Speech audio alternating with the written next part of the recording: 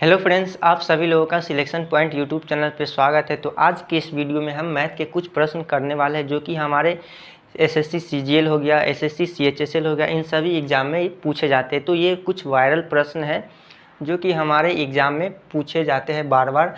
ये सभी जितने भी आज हम क्वेश्चन करने वाले हैं वो सभी 100% एग्ज़ाम में आने के चांसेस है। तो प्लीज़ इस वीडियो के लास्ट तक बने रहिएगा। तो चलिए आज के इस वीडियो को हम स्टार्ट करते हैं।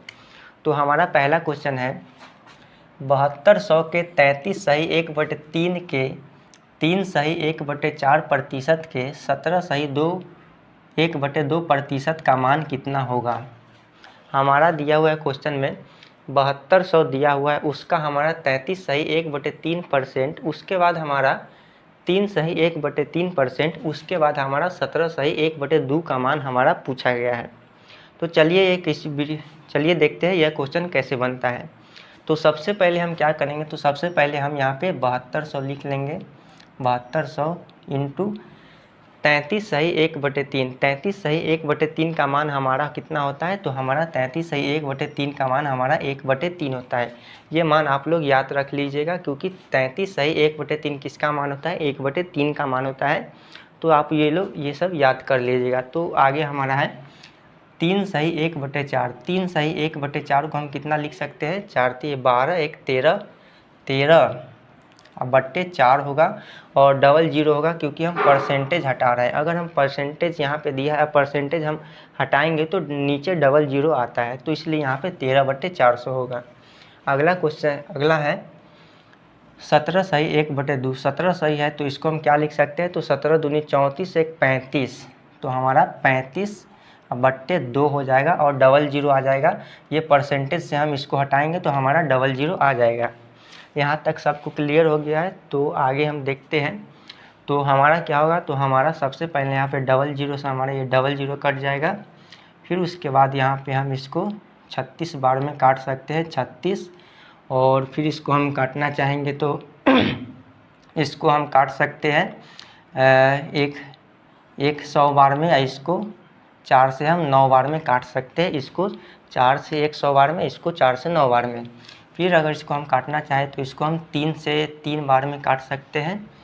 तो हमारा आ जाएगा यहाँ पे इतना 3×13×35 हमारा 100 आ जाएगा। अगर इसको हम मल्टीप्लाई करते हैं तो कितना आता है, तो 13 13 13 26 33 39 के 9 और 35, तो हमारा 9 5 45, 4 5 15 19 और ये 9 3 27 के 7 2 3 3 9 10 11 5 9 16 के 6 हासिल 1 1 1 2 1 3 1, हमारा इतना आता है 1365/100 हमारा ये आया।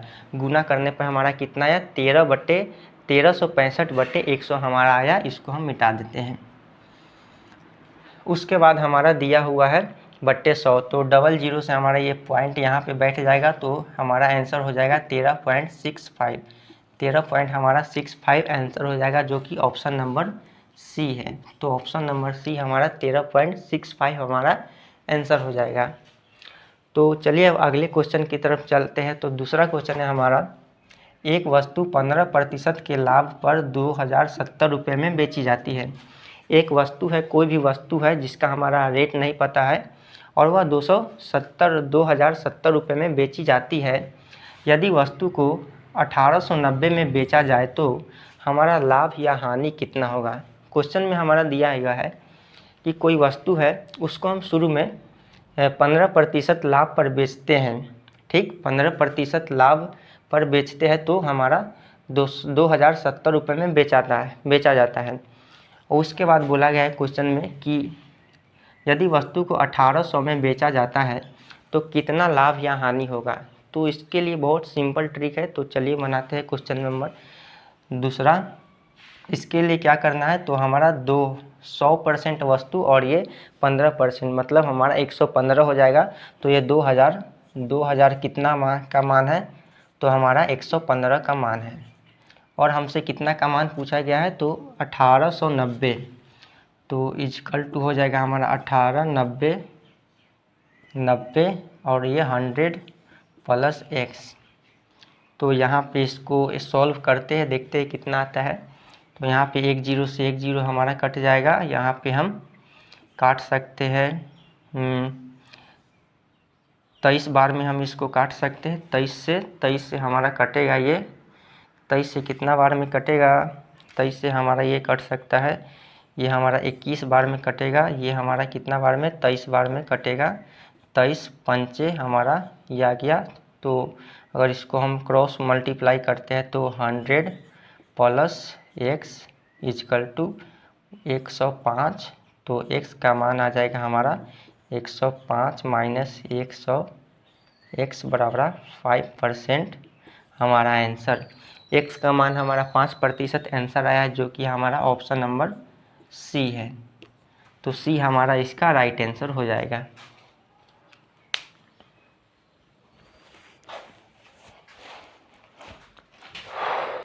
अगला क्वेश्चन है हमारा, यदि किसी संख्या के 40% और उसी संख्या के 30% का योगफल हमारा 70 है। क्वेश्चन में दिया गया है हमारा किसी संख्या है, किसी संख्या का हमारा 40% और संख्या का हमारा 30% का योगफल हमारा 70 दिया हुआ है। जैसा कि क्वेश्चन में दिया गया है 70, तो वह संख्या हमें ज्ञात करना है। तो इसका आंसर हो जाएगा हमारा कितना होगा? तो चलिए बना के देखते हैं कितना आता है आंसर। तो हम संख्या को पहले x मान लेते हैं। तो हम संख्या को यहाँ पे x मान लिए और संख्या का हमारा 40%, संख्या का 40% हमारा x इंटू 14/100 हो जाएगा। और बोला गया है उसी संख्या के 30%, उसी संख्या के 30%, तो हमारा x इंटू 13/100 हो जाएगा। और दोनों को जोड़ कर कितना दिया हुआ है? तो हमारा 70 के बराबर मान दिया हुआ है इसका। तो इजकल टू हमारा 70 आ जाएगा। 1 0 से 1 0 और 1 0 से 1 0 यहाँ पे कट जाएगा। तो यहाँ पे 4x यहाँ पे 4x हो जाएगा। 4x/10 प्लस 3x/10 हमारा 70 हो जाएगा। अगर इसको हम जोड़ते हैं तो हमारा 7x/10 आ जाएगा इजकल टू हमारा 17 हो जाएगा। यहाँ पे हम इसको 7 से इसको 10 बार में काट सकते हैं। तो x बराबर हमारा कितना आ जाएगा? तो इसको क्रॉस मल्टीप्लिकेशन होगा तो यहाँ पे 100 आ जाएगा। तो x का मान हमारा कितना आया? तो x का मान हमारा 100 आया है। तो हमारा 100 है, बी हमारा राइट आंसर हो जाएगा। ऑप्शन बी हमारा राइट आंसर हो जाएगा। अगला क्वेश्चन क्या है, एक वस्तु का क्रयमूल्य 2800 है। क्रयमूल्य कितना है? 2800 है। विक्रयमूल्य के प्रतिशत में 20% लाभ है, तो वास्तविक लाभ का मान पूछा है कितना होगा। एक हमारा क्वेश्चन में क्या दिया हुआ है? सीपी हमारा 2800 दिया हुआ है और कितने का लाभ है? हमारा 20% का लाभ है। किसके ऊपर? तो हमारा विक्रयमूल्य के प्रतिशत में, विक्रयमूल्य के ऊपर 20% का लाभ दिया हुआ है। तो हमारा प्रॉफिट हो जाएगा 20% ऑन एसपी पर दिया हुआ है। तो 20% को हम लिख सकते हैं 20% को हम लिख सकते हैं 20% को हम लिख सकते हैं 1/5। तो नीचे वाला हमारा एसपी आ जाएगा, ये हमारा प्रॉफिट हो जाएगा। तो हम यहाँ से सीपी निकाल सकते हैं। सीपी का फॉर्मूला क्या होता है? SP minus profit. तो सीपी हमारा हो जाएगा 5 - 1। तो सीपी हमारा कितना हो गया? 4। सीपी हमारा 4 आ गया। अब हमारा पूछा क्या है? वास्तविक लाभ क्या होगा, मतलब हमारा नंबर में पूछा गया कि कितना लाभ हुआ।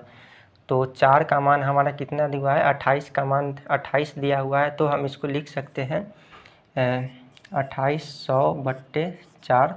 और लाभ का मान कितना है? तो 4। सीपी हमारा 4 है, एसपी हमारा 5 है। तो प्रॉफिट कितने का हुआ? 1 का हुआ है।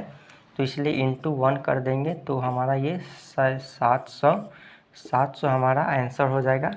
तो 700 सी हमारा क्या होगा? तो सी हमारा सही आंसर होगा, सी। तो अगला क्वेश्चन है हमारा 5 नंबर। देखते हैं अगला क्वेश्चन में हमारा क्या दिया गया है। तो x - y हमारा 5 दिया हुआ है और x इंटू वाई हमारा 14 दिया हुआ है। तो हमारा x³ - y³ का मान पूछा गया है। x - y का हमारा मान 5 दिया हुआ है और x इंटू वाई का हमारा मान 14 दिया है, तो क्वेश्चन में हमारा x³ माइनस y³ का मान पूछा गया है। अगर यहाँ पे हम x के जगह पे हम 7 और y की जगह पे हम 2 रख देते हैं तो हमारा ये 5 आ जाता है, और यहाँ पे x के जगह पे हम 7 और y के जगह पे हम 2 रख देते हैं तो हमारा 14 आ जाता है, जिससे हमें x और y का मान पता चल गया है। तो x का मान हमारा यहाँ पे 7 हो जाएगा और y का मान यहाँ पे हमारा 2 हो जाएगा। अब हमें x और y का मान पता चल गया है, तो अभी हमें x³ और y³ का मान पता करना है। तो यहाँ पे सिंपल हो जाएगा 7 का क्यूब माइनस 2 का क्यूब। तो 7 का क्यूब हमारा होता है कितना हो जाएगा 343 हमारा 7 का क्यूब होता है, और माइनस हमारा 2 का क्यूब, तो 2 का क्यूब हमारा 8 हो जाएगा। अगर इसको हम घटाते हैं तो हमारा 335 आंसर आता है। जो ऑप्शन कितना में है, तो ऑप्शन हमारा सी इज़ द राइट आंसर हो जाएगा। ऑप्शन सी में हमारा 335 दिया हुआ है। अगला क्वेश्चन है हमारा 6 नंबर। 15%, 20% और 5% की क्रमिक छूट किस एकल छूट के बराबर है? ये क्वेश्चन हमारा डिस्काउंट का है, और हमें बोला गया है क्वेश्चन में कि किस वस्तु है जिस पे हम 15%, फिर 20%, फिर 5% का 3 लगातार डिस्काउंट देते हैं। तो अगर उस तीनों डिस्काउंट को एक ही डिस्काउंट में दिया जाए तो कितने के बराबर होगा, तो वही हमारा क्वेश्चन में पूछा गया है। तो चलिए क्वेश्चन कैसे बनेगा देखते हैं। तो हम D1 हमारा हो जाएगा, D1 बोले तो डिस्काउंट होता है इसलिए हम इसको D1 लिखते हैं। D1 हमारा 15% है, 15%, इसको हम लिख सकते हैं 15 बट्टे हमारा 100 हो जाएगा। अगर इसको हम काटते हैं तो 3/20 आता है। अगर इसको हम काटते हैं तो 3/20 आता है। D2 हमारा हो जाएगा 20%, इसको हम फ्रैक्शन में करते हैं तो 20/100, इसको अगर हम काटते हैं तो हमारा 1/5 आता है। अब हम D2 निकालते हैं, D3 निकालते हैं। D3 हमारा हो जाएगा 5%, अगर इसको फ्रैक्शन में लिखते हैं तो 5/100 हो जाएगा। अगर इसको काटेंगे तो 1/20 हो जाएगा। अब इसको यहाँ पे क्या करना है, तो अब इसको ऐसे लिखना है, यहाँ पे इसको 20 है वस्तु का दाम, D1 का दाम हमारा कितना है 20 है, और वह 3 कम हो जाता है। कितना कम हुआ है, तो 3, तो यहाँ पे हमारा 17 हो जाएगा, 17। और D2 में देखते हैं, D2 में हमारा कितना है, पहले दाम हमारा था 5 था, तो यहाँ पे 5 हो जाएगा। और रेशियो कितना कम हुआ है, तो हमारा 1 कम हुआ है, तो हमारा यहाँ पे 4 हो जाएगा। 5 था और 1 कम हुआ है तो 4 हो गया है। अगला है हमारा D3 हमारा कितना है, तो 20 था और कितना कम हुआ है, तो 1 कम हुआ है, तो हमारा यहाँ पे 19 हो जाएगा, 19। अगर हम यहाँ पे काटना चाहें तो यहाँ हम 4 से इसको 5 बार में इसको हम काट सकते हैं, और टोटल इसको अगर गुना करके लिखा जाए तो 25 और ये 50, मतलब ये 500 हो जाएगा। और ये इधर हो जाएगा हमारा 19 और ये 17, कितना हो जाएगा हमारा 19 × 17, हमारा इसको गुना करने पर 300 हमारा 43 आ जाएगा। इसको गुना करने पे हमारा 500 आता है, और इसको गुना करने पे हमारा 343 आता है। यहाँ पे हमारा कितने का डिफरेंस है, तो हमारा यहाँ पे डिफरेंस है कितने का डिफरेंस है, डिफरेंस हो जाएगा हमारा, घटाते हैं देखते हैं कितना आता है, 500 और 343, ये हो गया हमारा 177 आता है।